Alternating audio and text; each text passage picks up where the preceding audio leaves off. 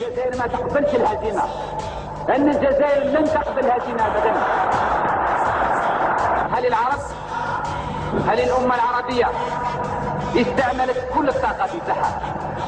هل الأمة العربية استعملت كل الطاقات البشرية الهائلة؟ هل الأمة العربية استعملت كل الطاقات المادية الهائلة اللي راح بها اليوم؟ هل الأمة العربية استعملت كل الأسلحة حتى تقول بأنها خسرت المعركة؟ لا، ما خسرناش الحرب، ما خسرناش الحرب لأن ما استعملناش كل الوسائل بتاعنا. ما خسرناش الحرب لأن ما استعملناش كل الأسلحة. المعركة هي معركتنا كلنا، ما هيش معركة فلسطينيين وحدهم. احنا حقيقة بعاد من الناحية الجغرافية، لكن عندنا دور اللي يقوموا به.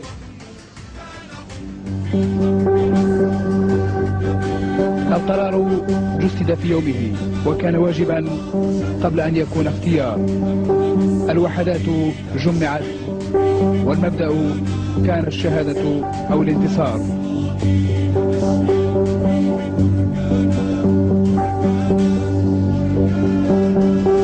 كل حال ما راكم ماشيين، راكم حاملين معاكم كل المجد نتاع الأجيال السابقة، المجد نتاع المجاهدين نتاع الأمير عبد القادر، وكذلك راكم حاملين معاكم كل المجد نتاع جيش التحرير.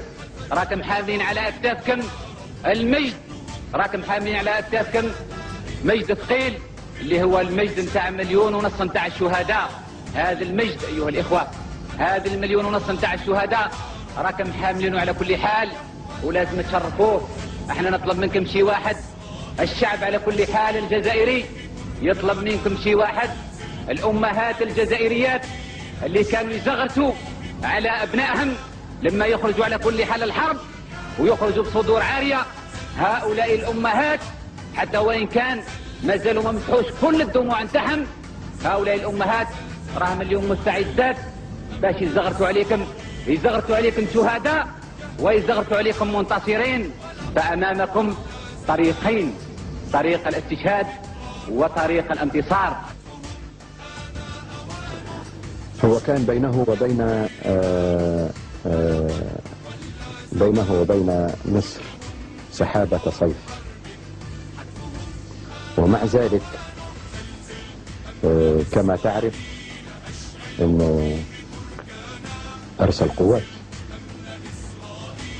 وليس هذا فقط ولكن ذهب الى القاهرة، ومن القاهرة ذهب الى سوريا، ثم بعد ذلك ذهب الى ليعرف احتياجاتهم عشان يعني يطلع على الاحتياجات التي يريدونها، ثم ذهب الى الاتحاد السوفيتي وقال لهم الآن وفورا تحركون دبابات إلى مصر وإلى سوريا وأسلحة بدل التي فقدها السوريون والمصريون في المعارك. فقالوا له هذا يعني أبدوا له بعض إنه هذا سيأتي على يعني فأعطينا فرصة. قال لهم إذا كانت هذه الفرصة المال فالجزائر ستتحمل المال، ودفع في ذلك الحين شيك ب$200 مليون دفعهم فورا للاتحاد السوفيتي، وكان زمانها ال$200 مليون يعني 200 مليون يعني كأنك في ذلك الوقت، كأنك في ذلك الحين تدفع $2000 مليون، يعني $200 مليون في ذلك في 67، أكننا الآن ندفع $2000 مليون دفعهم للاتحاد السوفيتي ليسرع في إرسال الأسلحة إلى مصر وإلى سوريا. هذه لا يمكن أن ينساها أحد.